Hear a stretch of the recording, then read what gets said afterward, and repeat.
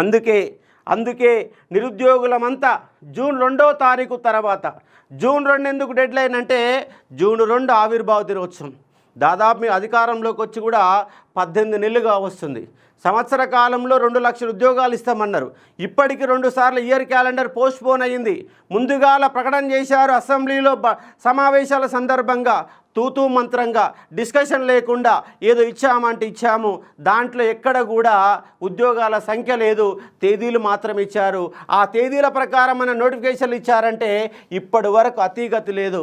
మాటలు మాత్రం బ్రహ్మాటలు కోటలు దాటుతున్నాయి, కానీ వీళ్ళ ఉద్యోగాలు మాత్రం గడప దాటడం లేదు.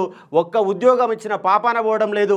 పైకి దేశంలో ఎక్కడ లేని విధంగా 60,000 ఉద్యోగాలు ఇచ్చాం, 60,000 ఉద్యోగాలు ఇచ్చాం, 60,000 ఉద్యోగాలు ఇచ్చామని ప్రతి మీటింగులో మాకంటే మించిన మునగాడే వాళ్ళేడు దేశంలో అని చెప్తున్నాము.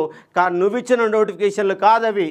నువ్వు అధికారంలోకి వచ్చేటప్పుడు నీ మేనిఫెస్టోలో నువ్వు చెప్పిన 2 లక్షల ఉద్యోగాలలో ఆల్రెడీ టీఆర్ఎస్ గవర్నమెంట్ ఇచ్చిన ఉద్యోగాలకు పత్రాలు ఇస్తామని చెప్పావా? ఈ ముఖ్యమంత్రి పత్రాల సీఎం, ఉద్యోగాలు ఇచ్చే సీఎం కాదు, పత్రాలు ఇచ్చే సీఎం. ఇచ్చిన ఉద్యోగాలకు పత్రాలు ఇచ్చే సీఎం. మరి మీరు ఇచ్చిన నోటిఫికేషన్లలో ఈ 2 లక్షల ఉద్యోగాలలో ఆల్రెడీ టీఆర్ఎస్ ఇచ్చినటువంటి 89,000 ఉద్యోగాలు ఉన్నాయని మేనిఫెస్టోలో మీరు పేర్కొన్నారా?